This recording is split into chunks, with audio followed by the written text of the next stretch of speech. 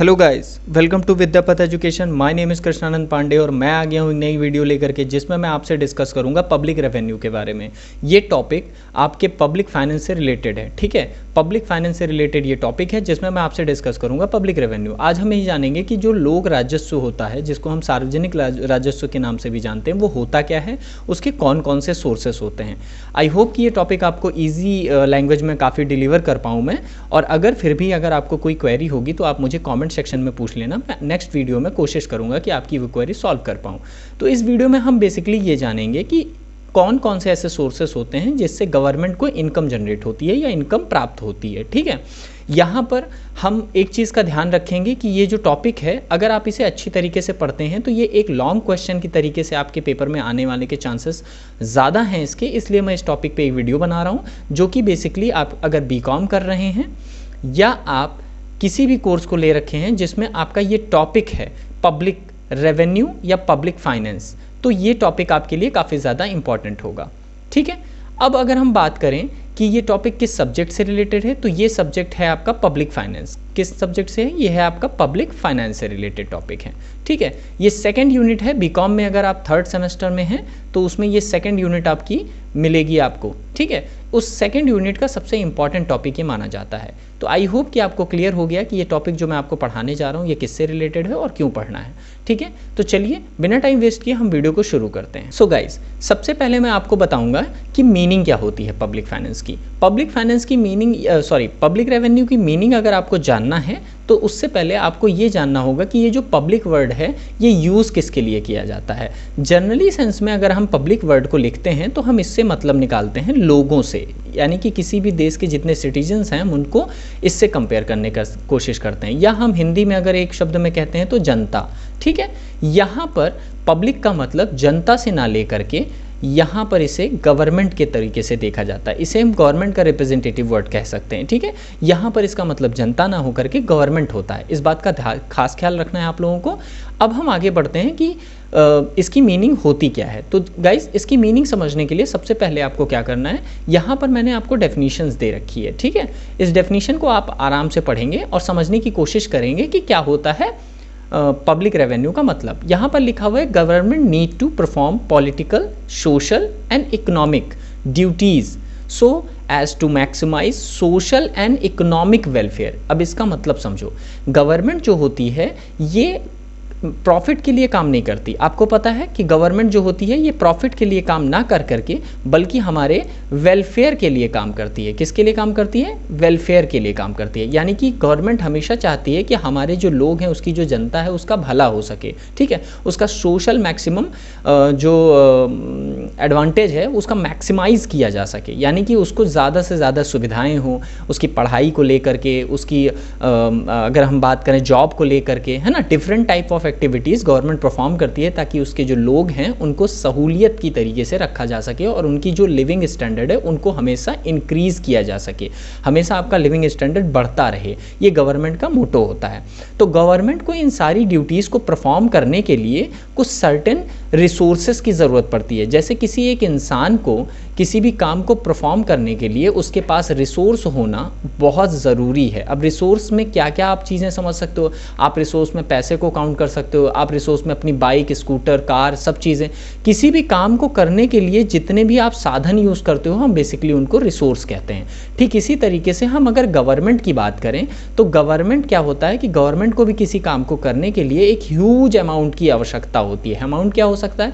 चाहे वो पैसा हो, यानी कि या मनी हो, वो चाहे वो लेबर हो, चाहे वो कैपिटल हो, चाहे वो, अब यहाँ पर मैं जो कैपिटल वर्ड यूज़ कर रहा हूँ इसमें सारी चीज़ें इंक्लूड हो जाती हैं किसी भी फंक्शन को इनिशियल रूप से शुरू करने के लिए, ठीक है। आई होप कि ये टॉपिक आपको क्लियर समझ में आया। तो गवर्नमेंट को जो सोशल और इकोनॉमिक वेलफेयर है ना, इसको करने के लिए उसको बहुत सारे ऐसे लार्ज अमाउंट के रिसोर्सेज की ज़रूरत पड़ती है, जिन रिसोर्सेज से ये रेवेन्यू जो कुछ भी, जैसे सपोज करो गवर्नमेंट, आपकी ये गवर्नमेंट है, गवर्नमेंट को किसी काम को करने के लिए जिन भी रिसोर्सेज की ज़रूरत पड़ेगी उनको जब वो एक्वायर कर लेगी तो वो कहेगी कि ये मेरा क्या है? रेवेन्यू है, ठीक है। ये क्या है हो गया? गवर्नमेंट का रेवेन्यू हो गया। अब जो ये गवर्नमेंट का रेवेन्यू है इसी को हम पब्लिक रेवेन्यू के नाम से जानते हैं। आई होप कि आपको समझ में आया। यहाँ पर मैंने हिंदी बाइलिंगुअल बनाने की कोशिश की है, तो Hindi medium as well as English medium दोनों के लिए ये पीपीटी आपको बहुत इजी होगी। और अगर आपको इस पूरी वीडियो का पीडीएफ फाइल चाहिए तो आपको सिंपली कुछ नहीं करना है, टेलीग्राम ऐप डाउनलोड करके वहाँ मेरे चैनल को सर्च करना है विद्यापथ एजुकेशन, और वहाँ पर आपको इस वीडियो का लिंक और पीडीएफ दोनों मिल जाएंगे। ठीक है, चलिए फिर आगे बढ़ते हैं। तो यहाँ पर मैंने आपको समझा दिया कि सरकार को सामाजिक और आर्थिक कल्याण को अधिकतम करने के लिए, यानी कि मैक्सिमाइज करने के लिए कुछ साधनों की आवश्यकता होती है, और ये साधन छोटे नहीं होते हैं, क्योंकि अगर आप इंडिविजुअल लेवल पे बात करें तो आपकी ज़रूरतें एक देश की ज़रूरत से बहुत छोटी होती हैं, और गवर्नमेंट को चलानी होती है पूरी एक बॉडी। गवर्नमेंट एक बॉडी है जिसको एक लार्ज अमाउंट ऑफ एरिया को कवर करना पड़ता है, अगर मैं फिजिकली बात करूं। ठीक है, तो अगर मैं इसको समझाने की कोशिश करूं तो आप ऐसे भी समझ सकते हो कि आप जो है वो एक आम नागरिक हो जो किसी एक स्टेट के छोटे से पार्ट में रहते हो, लेकिन इंडियन गवर्नमेंट की बात करें तो उसको पूरा कंट्रोल करने के लिए उसको पूरा इंडिया कंट्रोल करना पड़ता है। ठीक है, एक लार्ज एरिया कंट्रोल करना पड़ता है, और इस लार्ज एरिया को कंट्रोल करने के लिए उसको लार्ज अमाउंट में रिसोर्सेज की ज़रूरत पड़ती है। तो सामाजिक आर्थिक कर्तव्यों का पालन करने के लिए उसे रिसोर्सेज की ज़रूरत है। इन कर्तव्यों को पूरा करने के लिए जो रिसोर्स उसको मिलते हैं उन्हीं को हम सार्वजनिक या लोक राजस्व कहते हैं। सार्वजनिक का मतलब होता है जिस पर सबका हक हो, क्योंकि ये रिसोर्स जो गवर्नमेंट लेके आ रही है वो और कहीं से नहीं बल्कि आप लोगों से ही ले रही है, और इन्हीं डिफरेंट टाइप के कलेक्शंस को आप पब्लिक रेवेन्यू के रिसोर्सेज के नाम से जानते हो। आई होप कि ये टॉपिक क्लियर हो गया। नेक्स्ट स्लाइड पे बढ़ते हैं। यहाँ पर मैंने आपको सोर्स ऑफ पब्लिक फाइनेंस के बारे में बताया है कि पब्लिक रेवेन्यू के सोर्सेस कौन कौन से हैं। तो ये पब्लिक रेवेन्यू के जो सोर्स है ना, मैंने अभी आपको बताया कि गवर्नमेंट जहाँ जहाँ से अपने रिसोर्सेज को लेती है उन सारे सोर्सेस को वो पब्लिक रेवेन्यू का सोर्स कहती है। ठीक है, तो यहाँ पर लिखा हुआ है the government derive revenue in different ways from the public. अब यहाँ पर मैंने क्या कहा, द पब्लिक। इस पब्लिक वर्ड को आप जनता से रिलेट कर सकते हो। ठीक है, यहाँ पर पब्लिक का मतलब जनता है। ठीक है, तो इस पब्लिक से ये लेती है generally tax revenue and non tax revenue. इस बात को ध्यान रखना, ये टैक्स रेवेन्यू और नॉन टैक्स रेवेन्यू ध्यान रखना इसको। ठीक है, अभी हम आगे इसके बारे में पढ़ेंगे। Non tax revenue are consider as the source of government revenue. कि किसके सोर्स जाने जाते हैं, देखो दो तरह के सोर्सेस मेनली होते हैं। अगर हम बात करें दो तरह के मेन सोर्स होते हैं, तो कौन कौन से हैं, एक तो है टैक्स रेवेन्यू और दूसरा है non tax revenue. Are consider as the sources of the government revenue, but in a broader sense government also receive revenue from foreign ads। अब इसका क्या मतलब है भाई, देखो ये तो ठीक है, अगर आप एक इंसान हो तो कोशिश करते हो कि आपकी जितनी इनकम है, जहाँ जहाँ से आप पैसे ले पाते हो वहाँ से तो आप कोशिश करते हो कि कमा लो। अगर फिर भी आपका पैसा इनसफिशिएंट है, अगर आपका ये पैसा इनसफिशिएंट है, तो आप क्या कोशिश करते हो कि आप बोरोइंग्स कर लो। ठीक है, क्या कर लो, बोरोइंग्स कर लो। इसका बोरोइंग का मतलब उधार ले लेते हो, या यूँ कह लें कि आप लोन ले लेते हो। ठीक है, ठीक उसी तरीके से जैसे आप लोन लेते हो, गवर्नमेंट भी क्या करती है, विदेशी सहायता मिलती है उसको। विदेशों से लोन लेना, विदेशी सहायता मिलना, ये सारी चीज़ें इसमें इंक्लूड की जाती हैं। ठीक है, नेक्स्ट स्लाइड पे पढ़ते हैं। अगली स्लाइड है मेरी, मैंने आपको यहाँ कैटेगराइज करके समझाने की कोशिश की है कि पब्लिक रेवेन्यू में बेसिकली कौन से टॉपिक्स कवर किए जाते हैं। पब्लिक रेवेन्यू के दो टाइप्स होते हैं मेनली, अगर हम बात करें तो पहला है टैक्स रेवेन्यू और दूसरा है आपका नॉन टैक्स रेवेन्यू। तो आपका ये टैक्स रेवेन्यू फर्स्ट पढ़ेंगे जो हम, और दूसरा हम पढ़ेंगे नॉन टैक्स रेवेन्यू। ठीक है, अब अगर हम बात करें टैक्स रेवेन्यू की, तो टैक्स रेवेन्यू भी दो तरह के होते हैं। ठीक है, कितने तरह के होते हैं, दो तरह के। ये टैक्स रेवेन्यू ए जिसको हम डायरेक्ट टैक्स कहेंगे, और इसको हम कहेंगे बी पार्ट जिसको हम इनडायरेक्ट टैक्स के नाम से जानते हैं। अब ये टैक्स रेवेन्यू क्या है, ठीक है, इसको समझ लेते हैं। देखो पब्लिक जो रेवेन्यू कमाती है वो या तो टैक्स रेवेन्यू के थ्रू आता है और या तो नॉन टैक्स रेवेन्यू आता है। तो जो टैक्स रेवेन्यू होते हैं इनको कर से आय कहते हैं। क्या कहते हैं, जो कर से आय मिलती है, गवर्नमेंट आपसे टैक्स लेती है, उस कर से जो आय मिलती है उसे कहती है टैक्स रेवेन्यू। और ये टैक्स रेवेन्यू दो तरह का होता है। आपको पता होगा कि आप डायरेक्ट टैक्स पेड करते हो गवर्नमेंट को, और एक टैक्स पेड करते हो जिसको आप कहते हो इनडायरेक्ट टैक्स। क्या कहते हो, इनडायरेक्ट टैक्स। ये अप्रत्यक्ष कर होते हैं और इनको प्रत्यक्ष कर कहा जाता है। अब इसके बारे में हम आगे जानेंगे। ठीक है, चलो आगे मैं आपको बताता हूँ डायरेक्ट टैक्स। ठीक है, डायरेक्ट टैक्स होता क्या है, ध्यान से देखो। Direct tax are those tax taxes which are paid by the same person. यहाँ पर जो ध्यान देने वाली चीज़ है वो याद रखना, इस टॉपिक में आपको डायरेक्ट और इनडायरेक्ट टैक्स के बीच का डिफरेंस भी समझ में आ जाएगा और डायरेक्ट टैक्स की और इनडायरेक्ट टैक्स की डेफिनेशन भी आपको समझ में आएगी।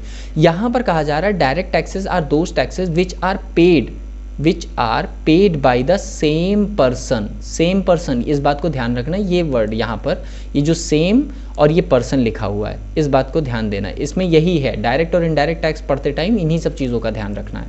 Same person on whom it has been imposed the impact and incidence. ये दो वर्ड जब आप टैक्सेशन सिस्टम पढ़ते हो तो बार बार देखने को मिलते हैं कि इम्पैक्ट और incidence of tax fall on the same person because tax burden cannot be shifted. इस बात का ध्यान रखना कि टैक्स बर्डन को हम शिफ्ट नहीं कर सकते। अब इसको हम अपनी लैंग्वेज में मैं आपको समझाने की कोशिश करता हूँ। यहाँ पर एक बार हिंदी में पढ़ देता हूँ। प्रत्यक्ष कर वे कर होते हैं जिनका भुगतान उसी व्यक्ति द्वारा किया जाता है जिस पर यह लगाया जाता है। कर का प्रभाव और भार एक ही व्यक्ति पर पड़ता है क्योंकि कर का भार दूसरों पर हस्तांतरित नहीं किया जा सकता। इसका मतलब क्या है? सपोज करते हैं गवर्नमेंट है, ठीक है, गवर्नमेंट ने टैक्स लगाया किसी एक आदमी पर, ठीक है, यहाँ पर हम इसको सपोज करते हैं इनका नाम राम है। क्या है? राम। राम पर गवर्नमेंट ने टैक्स लगाया। गवर्नमेंट ने कहा कि आपको हमें अपनी इनकम का 10% टैक्स के तौर पे हमें देना है, ठीक। अब राम क्या कर सकते हैं? राम ये एक काम करेंगे कि राम जो होंगे ये टैक्स को पेड करेंगे गवर्नमेंट के ऊपर, ठीक है। अब कहेंगे क्या? अगर राम चाहें कि इस टैक्स को किसी और को बोल दें कि भाई ये काम करो, राम का एक दोस्त है जिसका नाम श्याम है। क्या नाम है? श्याम है। अगर ये कहता है राम कि श्याम तुम मेरी टैक्स को पेड कर दो, तो ऐसा श्याम नहीं कर सकता क्योंकि गवर्नमेंट ने डायरेक्ट टैक्स लगाया है राम पर। राम इस टैक्स को आगे ट्रांसफ़र नहीं कर सकते, इसीलिए लिखा है यहाँ पर tax burden cannot be shifted. ये tax burden cannot be shifted का मतलब समझते हो ना कि ये जो टैक्स का बर्डन पड़ा है राम के ऊपर, ये राम श्याम को शिफ्ट नहीं कर सकता। और यही बात को ध्यान रखना है, इसी बात को ध्यान रखना है। ये जो दो वर्ड मैंने ऊपर बोले थे, एक लिखा था इम्पैक्ट, ठीक है, और दूसरा लिखा था इंसिडेंस। क्या लिखा हुआ था? इंसिडेंस। इम्पैक्ट का मतलब प्रभाव, इंसिडेंस का मतलब भार। इस टैक्स का जो भार है वो राम पर ही पड़ेगा और इसका प्रभाव भी राम पर पड़ेगा। भार पड़ने का मतलब टैक्स इनके ऊपर लग गया, इसे कहेंगे इंसिडेंस। प्रभाव ये पड़ेगा कि इनकी इनकम जो होगी वो कम हो जाएगी। सपोज करते हैं राम की जो इनकम थी वो 1000 रुपये थी, इस पे अगर वो राम 10% टैक्स दे देगा तो अब उसकी इनकम 900 बचेगी क्योंकि 100 रुपये उसके टैक्स के तौर पर गवर्नमेंट को चले गए, ठीक है। डायरेक्ट टैक्स वो होता है जिसमें इंसिडेंस और इम्पैक्ट एक सेम पर्सन पे पड़ता है, सेम पर्सन पे पड़ता है। इम्पैक्ट और इंसिडेंस ये दोनों ही सेम पर्सन पे पड़ेंगे और ये शिफ्ट नहीं किया जा सकता। ऐसा नहीं है कि राम अपने डायरेक्ट टैक्स को जो पेड किए हैं 100 रुपये वो श्याम से वसूल सकते हैं या श्याम को कह सकते हैं कि तुम मेरा डायरेक्ट टैक्स पेड कर दो, ठीक है। हाँ, ऐसा हो सकता है। अब आप ये मत समझ लेना कि नहीं सर, तो अगर राम ने सपोज करिए राम को अगर 100 रुपये देने थे, तो राम को अगर 100 रुपये देने थे, उसने श्याम से बात की और उसने बोला भाई एक काम करो, तुम जा रहे हो इनकम टैक्स ऑफिस तो मेरा भी टैक्स पेड कर देना। डॉक्यूमेंट्स ये भर के इसको दे सकता है और श्याम इसके बिहाफ पे जा करके सबमिट कर सकता है। हो सकता है कि राम ये भी बोल दे कि भाई मेरे पैसे खर्चे हो गए हैं, आप एक काम करना, आप इस टैक्स को, ये जो टैक्स का पैसा 100 रुपये है ये तुम अपने पास से पेड कर दो, मैं तुम्हें नेक्स्ट मंथ दे दूंगा। ऐसा हो सकता है, लेकिन ऐसा कभी नहीं होगा कि इस ऑब्लिगेशन को पूरी तरीके से श्याम पूरा करेगा। ऐसा कभी नहीं होगा कि श्याम 100 रुपये टैक्स जो पेड कर देगा उसको कहेगा तुम्हारा टैक्स मैंने पेड कर दिया, तुम रहने दो। ऐसा कभी नहीं होगा, है ना। या राम ये नहीं कह सकता अब ये 100 रुपये मैं तुम्हें नहीं दूंगा, ठीक है। इसी को कहते हैं कि ये जो कर का हस्तांतरण है ना, स्थानांतरण नहीं हो सकता इसमें, ठीक है। तो डायरेक्ट टैक्स आई होप को आपको समझ में आ गया।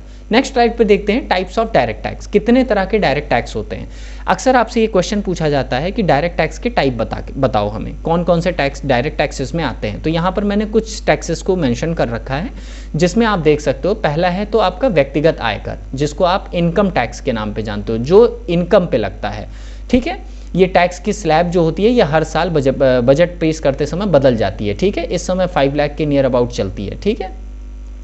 यानी 5 लाख से ऊपर अगर आपकी इनकम है तो आप टैक्सेबल पर्सन, आपको टैक्स देना पड़ेगा, ठीक है।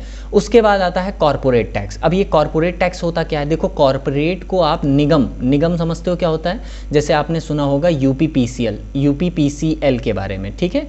Uttar Pradesh power corporation limited, ठीक है। ये एक निगम समझ लो, निगम का मतलब यहाँ पर आप कंपनी भी समझ सकते हो, कंपनी भी समझ सकते हो, जो रजिस्टर्ड कंपनी है उनके ऊपर आपको ये क्या करना होता है, टैक्स लगता है। अब ये यूपीपीसीएल जो एग्जांपल है ये तो गवर्नमेंट होल्डिंग है, ठीक है, लेकिन जो भी कंपनीज इस्टेब्लिश होती हैं इंडिया में, उनको जो टैक्स देना पड़ता है अपनी इनकम पे, क्योंकि एक कंपनी जो होती है, आपने पढ़ा होगा अगर, कि एक कंपनी जो होती है ये एक आर्टिफिशियल पर्सन होती है। क्या होती है, आर्टिफिशियल पर्सन होती है। तो आर्टिफिशियल पर्सन जो होता है ये बनता है किसके द्वारा, लॉ के द्वारा। जो आर्टिफिशियल पर्सन होता है, हम सारी रिक्वायरमेंट जब फुलफिल कर लेते हैं तो हमको एक क्या मिलती है, सील मिलती है। क्या मिलती है, सील मिलती है, या एक स्टैंप मिलता है जिसके थ्रू एक कंपनी काम करती है, इसका स्टैम्प जहाँ लग जाता है। ठीक उसी तरीके से जैसे एक इंडिविजुअल कमाई करता है, ठीक उसी तरीके से एक निगम भी कमाई करता है, एक कंपनी भी कमाई करती है, और गवर्नमेंट उस पर भी कहती है कि तुमने इतना कमाया और तुम्हारी इनकम पे हमें टैक्स लगाना है, तो उसको कॉर्पोरेट टैक्स के नाम से जानते हैं। अगला है कैपिटल गेन टैक्स। अब what do you mean by capital gain tax? Capital gain tax होता क्या है, इसको समझ लेते हैं। देखो, कैपिटल गेन टैक्स जो होता है ये ऐसी चीज़ों पे लगता है जो आपकी मतलब अगर हम यूँ कहें कि इसके अकरेंस के चांसेस बहुत कम होते हैं, कभी कभी होते हैं, ठीक है। जैसे सपोज करते हैं आपने अपनी आपकी कोई लैंड है जो आपने बेच दी, ठीक है, उसको बेचते टाइम आपको जो प्रॉफिट हुआ उस पर गवर्नमेंट टैक्स लगाती है, ठीक है। ठीक इसी तरीके से आपके पास ज्वेलरी है, ज्वेलरी को आपने बेच दिया, तो ज्वेलरी को बेचने से जो आपको इनकम हुई उस पर प्रॉफिट हुआ, तो आपको गवर्नमेंट टैक्स लगाएगी, ठीक है। ऐसे ही शेयर्स होते हैं। अगर आप शेयर की बात करें तो शेयर को कहा जाता है कि अगर आपने 1 साल से कम होल्ड किया तो उस पर आपको गवर्नमेंट को टैक्स देना पड़ता है, विच इज़ 30%। ऐसे ही रेट डिसाइड कर दी जाती है कि गवर्नमेंट कहती है हम कैपिटल गेन टैक्स लेंगे, पूंजी लाभ कर। आपने अपनी कैपिटल को सेल किया, सेल करते टाइम आपको प्रॉफिट हुआ, तो उस प्रॉफिट पे गवर्नमेंट क्या करेगी, आपसे टैक्स ले लेगी। आई होप कि ये टॉपिक क्लियर हो गया आपको। नेक्स्ट जो हमारा टैक्स है विच इज़ वेल्थ टैक्स। इसको धन कर या संपत्ति कर भी कहते हैं, ठीक है। आपकी संपत्तियों पर ये कर लगाए जाते हैं। किस पे लगाए जाते हैं? आपकी संपत्ति, जैसे आपका घर हो गया, बिल्डिंग हो गई, या कोई भी ऐसा आपका प्रीमिसेस है जो आपके पास है और जिसकी आपके पास राइट है, तो उस पर आपके ये टैक्स लगेगा, ठीक है। इसको वेल्थ टैक्स के नाम से जानते हैं। अगला है गिफ्ट टैक्स। अब ये गिफ्ट टैक्स क्या है? देखो, अगर किसी पर्सन ने, ठीक है, किसी पर्सन ने किसी दूसरे पर्सन को कोई गिफ्ट दे दिया, ठीक, सपोज करो यहाँ पर ए ने बी को कोई गिफ्ट दिया है और ये गिफ्ट महंगा है, तो कहा जाएगा कि इस पे टैक्स लेगी गवर्नमेंट, ठीक है, उपहार कर बोलते हैं इसको। आई होप कि ये टॉपिक्स आपको समझ में आ गए हैं। इतने टाइप के टैक्सेस आपको डायरेक्ट टैक्सेस में देखने को मिलते हैं। नेक्स्ट स्लाइड पे पढ़ते हैं। अब हम बात करेंगे इनडायरेक्ट टैक्सेस की, ठीक है, जो कि थर्ड पार्ट था हमारा। किसका थर्ड पार्ट था? अगर आपको याद होगा तो मैंने आपको यहाँ पर बताया था कि जो हमारा टैक्सेशन सिस्टम है वो 2 तरह से काम करता है। एक तो हमारे यहाँ टैक्स जो है वो है डायरेक्ट टैक्स, ठीक, और एक होता है इनडायरेक्ट टैक्स। कौन सा टैक्स? Indirect tax. तो इनडायरेक्ट टैक्स जो होता है, अब हम इनडायरेक्ट टैक्स के बारे में पढ़ रहे हैं, ठीक है। तो इनडायरेक्ट टैक्स के बारे में पढ़ेंगे। लिखा हुआ है indirect tax are those taxes which are imposed, यहाँ पर ध्यान देना, विच आर इम्पोज्ड, ठीक है, on the group of people, but ultimately burden will fall on another group of people. देखा, उसमें कहा गया था कि शिफ्ट नहीं किया जा सकता। वो बर्डन जो है, वो जो भार था, वो राम पे ही पड़ा था, राम को ही पेड करना था, उसका भार और उसका प्रभाव दोनों राम पर। लेकिन यहाँ क्या हो रहा है कि भार किसी और पे पड़ रहा है, प्रभाव किसी और पे पड़ रहा है, ठीक है। कैसे? The impact of the tax and incidence of the tax are different people, यानी कि भार किसी और पे पड़ेगा और प्रभाव किसी और पे पड़ेगा, ठीक है। इसमें लिखा हुआ है in case of indirect tax, यहाँ पर मैंने देखो मेंशन किया, tax burden can be shifted. क्या हो सकता है? टैक्स बर्डन को शिफ्ट किया जा सकता है। आई होप कि समझ में आ गया। अब इसको मैं अपनी लैंग्वेज में आपको समझा देता हूँ कि ये कैसे हो सकता है। जैसे सपोज करो आप एक प्रोड्यूसर हो, क्या हो? एक प्रोड्यूसर हो, और आपकी एक कंपनी है जिसमें आपने कोई भी गुड्स एंड सर्विसेज बनाया है, कोई गुड्स बनाया है, ठीक है। इस गुड्स को जब आप बना के तैयार करोगे और मार्केट में ले जाओगे इसे बेचने के लिए, तो मार्केट में जाने से पहले गवर्नमेंट आपसे कहेगी कि मुझे इस पर टैक्स दो। गवर्नमेंट यहाँ पर बीच में आपसे कहेगी कि मुझे इस पर टैक्स चाहिए, ठीक। अब आपको क्या हुआ, सपोज करो इस गुड्स को बनाने में आपकी जो कॉस्ट आई थी टोटल सब कुछ मिला करके, यानी फैक्टर्स इनकम की अगर मैं बात करूँ इकोनॉमिक्स में, तो ये 10 रुपये थे। अब ये गुड्स आप मार्केट में 10 रुपये में बेचना चाहते थे। फैक्टर इनकम का मतलब ध्यान रखना, इसमें प्रॉफिट भी इंक्लूड है, ठीक है। तो ये 10 रुपये में बेचना था, गवर्नमेंट ने कहा नहीं मुझे 1 रुपये टैक्स चाहिए इस पर। अब इसकी कॉस्ट कितनी हो गई भाई, अब इसकी हो गई 11। अब आप इसको क्या करोगे, 11 रुपये में बेचोगे। क्यों 11 रुपये में इसलिए बेचोगे क्योंकि प्रॉफिट तो इसमें ऑलरेडी इंक्लूड था। 1 रुपये जो एक्स्ट्रा आप पे लगे, जिसका भार आप पे पड़ा, लेकिन प्रभाव आप अल्टीमेटली किसके ऊपर डाल देते हो, कंज्यूमर के ऊपर डाल देते हो, कि जो भी इसको कंज्यूम करेगा वो इसको वेयर करेगा। अब कंज्यूमर इसे कितने में परचेज कर रहा है, 11 रुपये में परचेज कर रहा है। बात समझ में आ गई। इसीलिए कहा जाता है कि जब भी इनडायरेक्ट टैक्स की रेट बढ़ती है, इनडायरेक्ट टैक्स की रेट्स बढ़ती हैं, तो उसका अल्टीमेटली प्रभाव सबसे ज़्यादा कंज्यूमर को पड़ता है। किसको पड़ता है, कंज्यूमर्स पे पड़ता है। ये कंज्यूमर्स अल्टीमेटली इसको वेयर करता है। क्यों, क्योंकि जितना भी टैक्स का बर्डन होता है वो शिफ्ट होता जाता है, अल्टीमेटली तब तक शिफ्ट होता है जब तक कंज्यूमर इसको परचेज ना कर ले और कंज्यूम ना कर ले।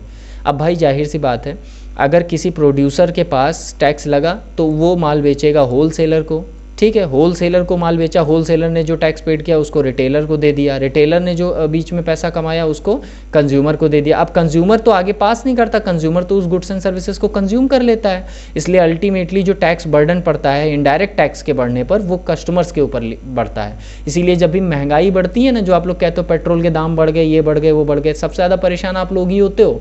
क्यों, क्योंकि ये जितनी भी कंपनीज़ हैं ना, जैसे भारत पेट्रोलियम और जितने भी पेट्रोल पंप कंपनीज होती हैं ना, पेट्रोल जिनके वो होते हैं, उनको कोई इम्पैक्ट नहीं। वो 100 रुपये में है तो 100 रुपये में बेच देंगे, 105 का होगा 105 में बेच देंगे। चिल्लाता कौन है, पब्लिक चिल्लाती है। क्यों, क्योंकि उसका अल्टीमेटली जो बर्डन है ना वो पब्लिक के ऊपर पड़ रहा है। समझ में आ गई बात। आई होप कि आपको ये टॉपिक बहुत इजीली समझ में आ गया होगा।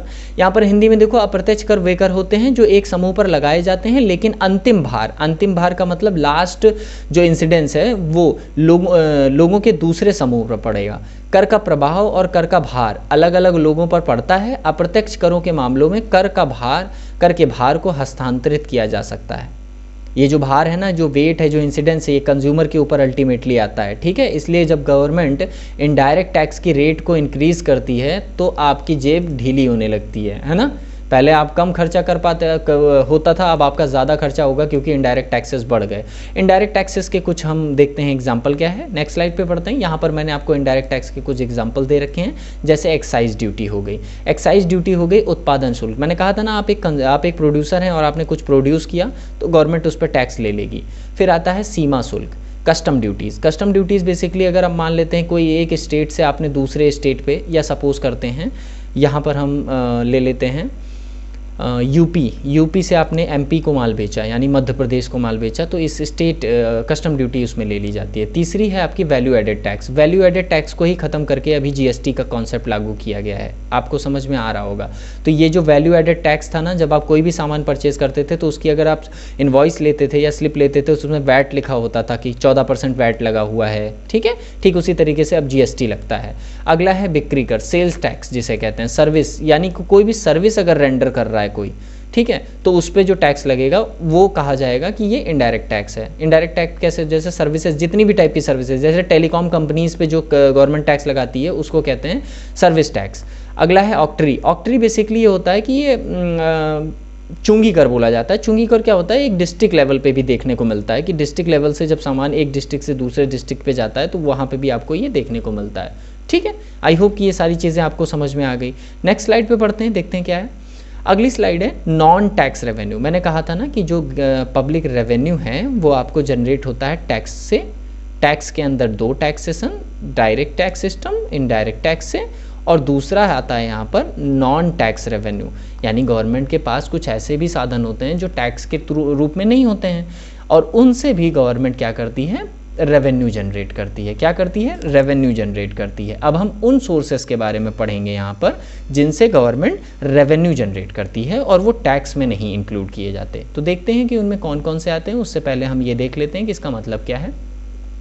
These sources of revenue are classified as administrative revenue। इनको किस नाम से जानते हैं, एडमिनिस्ट्रेटिव रेवेन्यू, जिसको प्रशासनिक आय के तौर से भी देखा जा सकता है, कॉमर्शियल रेवेन्यू भी कहा जाता है, और ग्रांट्स एंड गिफ्ट के तौर पे भी देखा जाता है। अब देखते हैं इनमें कौन कौन से आते हैं। यहाँ पर मैंने आपको कुछ मेंशन कर रखे हैं। जैसे पहला है, यहाँ पर हेडिंग देख लीजिए आप, source of non tax revenue. पहला आता है ग्रांट। ग्रांट को हिंदी में अनुदान कहते हैं, ठीक है। बाइलिंगुअल है, कोई दिक्कत हो तो बता देना मुझे कमेंट सेक्शन में। Grants are made by the higher public authority, यहाँ पर देखो higher public authority to the lower one. ये ग्रांट जो होती हैं ये एक ऊपरी अधिकारी से नीचे वाले एक निचले स्तर के अधिकारी को ट्रांसफ़र की जाती है, ठीक है, to the lower one. For example from the central to the state government और from the state to the local government, ठीक है। गांव में अगर आपको याद हो, अगर आप गांव से बिलोंग करते हो तो वहाँ पर ये हायरार्की सिस्टम हमारा चलता है कि नहीं चलता। ये होती है हमारी सेंट्रल गवर्नमेंट, ये होती है स्टेट गवर्नमेंट और ये होती है लोकल गवर्नमेंट। ये जो प्रधानी के इलेक्शंस होते हैं ना, है ना, ग्राम प्रधान चुने जाते हैं, ये लोकल गवर्नमेंट्स कही जाती है इनको। सेंट्रल गवर्नमेंट स्टेट गवर्नमेंट को पैसा भेजती है, स्टेट गवर्नमेंट अपनी लोकल गवर्नमेंट्स को पैसा भेजती है। और ये ऐसा नहीं है कि कोई ज़रूरी नहीं है कि सेंट्रल गवर्नमेंट लोकल को नहीं दे सकती, बहुत सारी स्कीम्स लॉन्च होती हैं ना, तो उसमें आपको ऐसी सारी चीज़ें देखने को मिलती हैं। तो ये जो high level authority low level authorities को ये पैसे इशू करती है। Grants are given so that a public authority is able to perform certain activities as the local level, यानी कि ग्रांट्स तब इशू की जाती हैं ताकि जो एक लोकल लेवल पे या लो लेवल पे जो अथॉरिटीज़ होती हैं वो एक सर्टेन काम को परफॉर्म कर पाएँ। जैसे सपोज़ करो अगर ग्राम प्रधान चाहे कि मुझे अपने ग्राम में कुछ पैसे लगा करके रोड बनवानी है, ठीक है। अब ये रोड बनवाने के लिए उसको पैसे को पास कराना पड़ेगा, जो पास होगा डिस्ट्रिक्ट लेवल से, ठीक। तो एक डिस्ट्रिक्ट में बहुत सारे गांव, यहाँ पर एक हाई अथॉरिटी डिस्ट्रिक्ट हो गई और ग्राम प्रधान जो एक गांव है उसका छोटा सा, वो हो गया आपका लोअर अथॉरिटी। तो वो यहाँ से पैसे इसकी तरफ जाएंगे। आई होप की बात क्लियर हो गई होगी आपको। यहाँ पर मैंने एक चीज़ और मेंशन कर रखी है जो आपको समझनी ज़रूरी है, which is there is no repayment obligation in this case of grant. इसका मतलब क्या होता है सर? देखो भाई, जो ग्रांट्स होती हैं ना, इसको आप चुकाओगे इसके लिए कोई गारंटी नहीं होती है। ये ग्रांट्स दी ही जाती है कि आप अपने काम को कर लो, इसको चुकाने की ज़रूरत नहीं होती है, ठीक है। क्योंकि पैसा अल्टीमेटली गांवों के लिए अलग से अलॉट होता है और इशू करने के लिए अपर अथॉरिटी लोअर अथॉरिटी के लिए लायबिल होती है, ठीक है।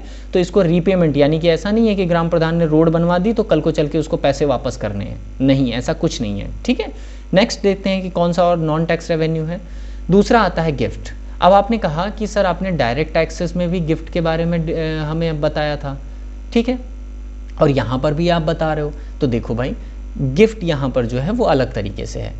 Gift and donation are voluntary made by individuals, organisations, foreign government to the fund of the government. Example के तौर पर prime minister relief fund, such gift are usually made at the time of crisis like war and flood. Gift cannot be considered a regular source of revenue. समझ में आ गई बात? ये वो उपहार है जो दूसरे देश से या कोई इंडिविजुअल चाहता है। अभी आपने सुना होगा कोरोना के लिए एक फंड बनाया गया था, पीएम केयर फंड, है ना, बताया गया था ना, पीएम केयर फंड बनाया गया था। इसमें इंडिविजुअल्स अपने पैसे देते थे, या अगर आप फ़ोन पे यूज़ करते थे तो उसमें लिख के आता था डोनेट इन पीएम केयर फंड, आता था कि नहीं आता था? तो वो चीज़ कहने का मतलब ये है कि चाहे तो कोई एक व्यक्ति भी डोनेट कर सकता है, कोई ऑर्गेनाइजेशन, कंपनी, लाइक कोई भी ऑर्गेनाइजेशन चाहे या कंपनी चाहे तो वो भी और गिफ्ट दे सकती है। और उसके बाद आता है आपका फॉरेन गवर्नमेंट। आपको पता है फॉरेन गवर्नमेंट्स भी दूसरे देश की गवर्नमेंट्स को पैसे देती है, और ये पैसे जो दिए जाते हैं ये एज अ मदद के तौर पे दिए जाते हैं, कोई ब्याज के तौर पे नहीं। जैसे आपको यहाँ पर इंडिया में एक फ़ंड है जिसका नाम है अफ्रीका फ़ंड। अफ्रीका फ़ंड हर बार इंडियन गवर्नमेंट देती है, ठीक है, अफ्रीका को, क्योंकि अफ्रीका जो है वो एक सबसे पिछड़ा कॉन्टिनेंट्स में आता है, क्योंकि वहाँ पर बहुत ज़्यादा गरीबी है, लोग बहुत ज़्यादा भुखमरी के शिकार होते हैं। ऐसे देशों को देखा होगा आपने अक्सर कि बहुत सारे देश, सिर्फ इंडिया ही नहीं, different part of the country, वो क्या करते हैं, अपने पैसे को अफ्रीका को देते हैं। इसको आप क्या कह सकते हो? यहाँ पर देखो मैंने लिखा है दान, ठीक है, दान। तो दान के लिए आपको तो कुछ वापस नहीं करना पड़ता ना। ठीक उसी तरीके से ऐसे बहुत सारी चीज़ें हैं जिनको आप दान के तौर पर दे सकते हो। तो ये भी कई बार गवर्नमेंट्स की इनकम होती है। जैसे मान लो अगर इंडियन गवर्नमेंट ने इंडियन गवर्नमेंट अफ्रीका गवर्नमेंट को अगर पैसे दे रही है तो अफ्रीका गवर्नमेंट के लिए एक रेवेन्यू होगा, और रेवेन्यू ऐसा भी है कि जो उसको टैक्स से नहीं मिला बल्कि किसी ने गिफ्ट दे दिया। आई होप कि ये टॉपिक क्लियर हो गया। नेक्स्ट बढ़ते हैं। तीसरा आता है फीस। अब ये क्या है? Are an important source of administrative non tax revenue. ये एक इम्पॉर्टेंट सोर्स होता है किसका? नॉन टैक्स रेवेन्यू सिस्टम का, ठीक है। To the government provide certain services and charge certain fees for them. For example, fees for charge for issuing the passport, granting licence and telecom companies to the telecom companies and driving licence. आपने कई बार देखा होगा जब आप government की कोई काम करवाने जाते हो, जैसे अगर आपने पैन कार्ड बनवाया होगा या आपने आधार कार्ड बनवाया होगा, तो आप एक चीज़ देख रहे होगे कि आधार कार्ड बनवाते समय, पैन कार्ड बनवाते समय, लाइसेंस बनवाते समय, इन सब चीज़ों को बनवाते समय एक सर्टेन फीस गवर्नमेंट चार्ज करती है। वो फीस जो होती है ना, वो कहा जाता है कि गवर्नमेंट की परमानेंट इनकम होती है। क्योंकि बहुत सारे लोग भाई, जैसे ही आप 18 साल से ऊपर होते हो, बाइक चलाना चाहते हो, तो तुरंत आपको लाइसेंस बनवाना पड़ता है, उसके लिए आप फीस देते रहते हो। तो ये कहा जा सकता है कि ये एक रेगुलर इनकम के तौर पे देखा जा सकता है। जो फीस होती है ना, ये एक रेगुलर इनकम होती है। कैसी इनकम होती है? Regular income. ये हमेशा गवर्नमेंट को मिलती ही रहती है। ठीक है, आई होप कि ये टॉपिक समझ में आया आपको। तो गवर्नमेंट बहुत सारी ऐसी सर्विसेज देती है जिसके बदले आपसे कुछ पैसे लेती है। ठीक, हाँ, कोशिश ये रहती है कि गवर्नमेंट इस पैसे को इतना नहीं चार्ज करती है जितना अलग लोग चार्ज करते हैं। जैसे सपोज करो, अगर मैं आपसे कहूँ कि पासपोर्ट बनवाना है आपको, अब अगर आपने कोई प्राइवेट अथॉरिटी है या फ्रेंचाइजी है जिसने गवर्नमेंट से अथॉरिटी ले रखी है पासपोर्ट बनवाने के लिए सारी, तो वो आपको पर पासपोर्ट हो सकता है 2000 रुपये चार्ज करें या कुछ और चार्ज करें। ठीक है, लेकिन जब गवर्नमेंट के पास आप जाते हो, प्रॉपर ऑफिस में, गवर्नमेंट ऑफिस में उस चीज़ को करवाने जाते हो, तो पता चलता है कि इसके चार्जेस तो ओनली 300 रुपीज़ हैं। ठीक है, ये इसी तरीके से तो गवर्नमेंट प्राइस लो रखती है हमेशा, क्योंकि उसको सोशल वेलफेयर करना है, प्रॉफिट मेकिंग नहीं। ठीक है, आई होप ये टॉपिक समझ में आया। नेक्स्ट है फाइन एंड पेनल्टीज़। जैसे किसी भी तरीके से आप अगर कोई गलती करते हो या कोई रूल रेगुलेशन तोड़ते हो, तो जैसे आपको पेनल्टी पड़ती है, ठीक उसी तरीके से गवर्नमेंट भी पेनल्टी ठोकती है आप लोगों के ऊपर। कैसे ठोकती है? देखो, another source of administrative non tax revenue include the fine and penalty. These are imposed as form of punishment for breaking the law. अगर आपने कोई लॉ तोड़ा है तो पनिशमेंट के तौर पे आपको पैसे देने पड़ेंगे। और non fulfilment of certain condition, अगर आपने कोई कंडीशन को फुलफिल नहीं किया है, ठीक है, तो आपको चार्जेस देने पड़ जाएंगे। For failure to observe some regulation. ठीक है, इसका बहुत सिंपल सा एग्जांपल मैं आपको बताता हूँ। आपने ये चालान सुना है ना, चालान वर्ड जो कहते हैं ना, फाइन पड़ गया, फाइन कट गया हमारा, है ना। जैसे आप साइकिल चलाते हो, ठीक, साइकिल पे नहीं, अगर मैं बाइक की बात करूँ, तो बाइक अगर आप चला रहे हो और अगर आपने हेलमेट नहीं लगा रखा है या आपने रेड लाइट को क्रॉस किया है, तो ऐसे बहुत सारी चीज़ों पे फ़ाइन लगाती है गवर्नमेंट। जब इन फ़ाइनों को लगाती है तो ये भी एक तरह के रेगुलर सोर्स ऑफ इनकम कहे जाते हैं, क्योंकि फ़ाइन हर दिन कहीं ना कहीं लगता रहता है। तो ये फ़ाइन और पेनल्टी जो है ना, ये भी गवर्नमेंट की इनकम में आते हैं। ठीक है, ये लेकिन नॉन टैक्स रेवेन्यूज़ हैं। अगली बात करते हैं सरप्लस ऑफ पब्लिक एंटरप्राइजेस। जैसे इस टॉपिक को समझाने के लिए मैं आप लोगों को अच्छे से समझाता हूँ, देखो ध्यान से। हमारी जो इकॉनमी है वो मिक्स्ड इकॉनमी है। कैसी इकॉनमी है हमारी? Mixed economy. मिक्स्ड इकॉनमी कहती है कि इसमें प्राइवेट सेक्टर और पब्लिक सेक्टर दोनों मिलके काम करते हैं। प्राइवेट सेक्टर में आपने देखा होगा अक्सर बहुत सारी प्राइवेट कंपनीज़ होती हैं जो किसी गुड्स एंड सर्विसेज को प्रोवाइड करती हैं। ठीक है, जैसे अगर मैं एग्जांपल लूँ एलईडी बल्ब का एग्जांपल ले लूँ, तो एलईडीज़ जितनी हैं इसको बहुत सारी सूर्या कंपनी और फलाना बहुत सारी कंपनीज़ इसको बनाती हैं। ठीक है, गवर्नमेंट भी अपनी एक यूनिट प्रोड्यूस करती है, जो जितनी भी स्टेट गवर्नमेंट्स होती हैं उनमें जो ये आपके, जैसे यूपी की अगर मैं बात करूँ तो यूपी पीसीएल है। ठीक है, ये गवर्नमेंट क्या करती है, ये भी एलईडी बल्ब बनाती है। ठीक है, एलईडी बल्ब बनाती है, लेकिन जो प्राइवेट कंपनीज़ के एलईडी बल्ब होते हैं वो महंगे होते हैं, लेकिन इनके बल्ब सस्ते होते हैं। अगर आपने कभी अपनी बिजली बिल जमा किया होगा, ठीक है, इलेक्ट्रिक ऑफिस पे जा करके अगर आपने बिजली का बिल जमा किया है, तो वहीं पे बड़ी छोटी सी एक शॉप होती है, उस शॉप पे आपको एलईडी बल्ब्स मिलते हैं और वो बहुत ही लोअर कॉस्ट पे होते हैं। ठीक है, लोअर कॉस्ट उनकी होती है। ऐसा नहीं है कि उसको गवर्नमेंट घाटा लेकर के वेयर कर रही है, नहीं, गवर्नमेंट उसको खुद प्रोड्यूस करती है, क्योंकि उसका काम ही है सोशल वेलफेयर करना, इसलिए वो बहुत ज़्यादा पैसे चार्ज नहीं करती है। ऐसे ही बहुत सारे गवर्नमेंट के एंटरप्राइज़ हैं, बहुत सारी गवर्नमेंट कंपनीज़ हैं, जैसे ONGC है, अगर आपने इसके बारे में सुना होगा, oil and natural gas corporation. ठीक है, जैसे आपकी भेल है, ठीक, भारत हैवी इलेक्ट्रॉनिक लिमिटेड। ठीक है, इस तरीके से बहुत सारी कंपनीज़ हैं। ये कंपनीज़ रन करती हैं डिफरेंट पार्ट ऑफ फील्ड्स में। ठीक है, तो इन पब्लिक इंटरप्राइजेस को जब वो रन करती हैं, तो जैसे प्राइवेट कंपनीज़ को प्रॉफिट होता है, ठीक उसी तरीके से पब्लिक इंटरप्राइजेस को भी प्रॉफिट होता है। ये जो प्रॉफिट होता है ये गवर्नमेंट की नॉन टैक्स रेवेन्यू एक कंसीडर करता है। क्यों? क्योंकि गवर्नमेंट ने किसी कंपनी को इस्टेब्लिश किया, उसको प्रॉफिट हुआ, तो ये जो प्रॉफिट है ना, ये गवर्नमेंट नॉन टैक्स रेवेन्यू के तौर पर लेती है। ठीक है, इसको भी एक तरह से इनकम हुई ना हो कि नहीं हुई। ठीक है, तो ये इसको बेसिकली अगर आप कहो तो कॉमर्शियल रेवेन्यू कहा जा सकता है, क्योंकि कॉमर्शियल एक्टिविटीज़ से गवर्नमेंट ने ये पैसा कमाया है। ठीक, नेक्स्ट बढ़ते हैं। अगला है हमारा बोरोइंग्स। बोरोइंग्स में मैंने आपको बताया था ना कि जैसे आप उधार लेते हो वैसे गवर्नमेंट भी उधार लेती है। कई बार गवर्नमेंट्स बोरोइंग लेने का क्या मतलब है, when the government revenue is not sufficient to meet the public expenditure, यानी कि public expenditure is greater than public revenue, तो इसमें घाटा आता है। आपको मिला कम, आपके एक्सपेंसेस ज़्यादा हैं, आपका रेवेन्यू कम है, ठीक। तो ऐसी कंडीशन में जो ये डेफिसिट होगा, ये जो घाटा आएगा, इसको वेयर करने के लिए आप क्या करोगे, लोन लोगे, ठीक, लोन लेते हो। ठीक वही चीज़ यहाँ पे समझनी है। Government borrowing either from internal, या तो ये गवर्नमेंट चाहे तो अपने देश के अंदर डिफरेंट पार्ट ऑफ इंस्टीट्यूशन से, फाइनेंशियल इंस्टीट्यूशन से लोन ले सकती है, या फिर एक्सटर्नल सोर्सेज, जैसे विदेशों में बहुत सारे बैंक हैं जो गवर्नमेंट को लोन दे सकते हैं। Borrowing is income of the government which create liability because the government has to repay the borrowings with interest. हाँ, एक चीज़ आपको यहाँ ध्यान ये रखना है कि ये जो बोरोइंग है ना, इसको लेने पर गवर्नमेंट की लाइबिलिटी क्रिएट हो जाती है, अदर में नहीं देखने को मिलता। भाई अगर आपका चालान कटा है और चालान में आपने पेनल्टी अगर गवर्नमेंट से ले रहेगी, तो पेनल्टी लेने के बाद गवर्नमेंट ये नहीं कहेगी अब हम आपको कुछ देंगे, ऐसा कुछ नहीं होता। लेकिन अगर आप बोरोइंग्स के कंटेक्स्ट में बात कर रहे हो, अगर आप बोरोइंग्स के कंटेक्स्ट में बात करके देखो, तो आपको एक चीज़ ये देखने को मिलेगी कि जब आप बोरोइंग्स की बात करते हो ना, तो ये इसमें एक चीज़ ये देखने को मिलती है कि ये एक लाइबिलिटी ज़रूर क्रिएट करता है। क्या क्रिएट करता है, लाइबिलिटी क्रिएट करता है जब आप बोरोइंग्स की बात करते हो, ठीक है। तो बोरोइंग्स में लाइबिलिटी कैसे क्रिएट हो रही है ये देख लेते हैं। भाई सपोज़ करो आपने लोन लिया, ठीक, आपने लोन लिया, अब गवर्नमेंट, अब सपोज़ करो इंडियन गवर्नमेंट ने लोन लिया, 5 लाख रुपए का लोन है।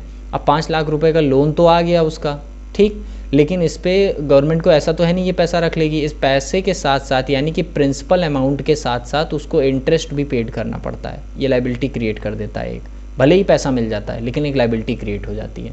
आई होप कि आपको सारी चीज़ें समझ में आ गई हैं। अगर फिर भी कोई कन्फ्यूजन है आपको इस टॉपिक में तो आप मुझसे पूछ सकते हो, ठीक है। कमेंट सेक्शन में आप जाना, कमेंट सेक्शन में मुझे बताना कि सर मुझे ये चीज़ नहीं समझ में आई। मैं कोशिश करूँगा कि नेक्स्ट वीडियो में आपको ये चीज़ समझा सकूँ, ठीक है। अब आपको करना क्या है कि कुछ नहीं करना है। आपको ये जो PDF है, अगर आपको ये PDF चाहिए, PDF इस पूरे लेक्चर का PDF चाहिए, तो आपको कुछ नहीं करना है, आपको टेलीग्राम ऐप डाउनलोड करना है।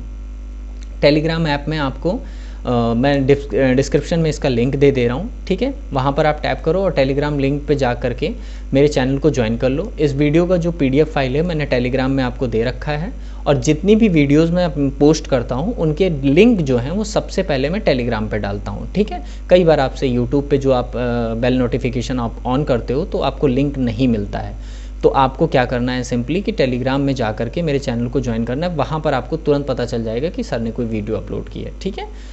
तो पढ़ते रहो, मिलते हैं नेक्स्ट वाली वीडियो में, तब तक के लिए थैंक यू सो मच।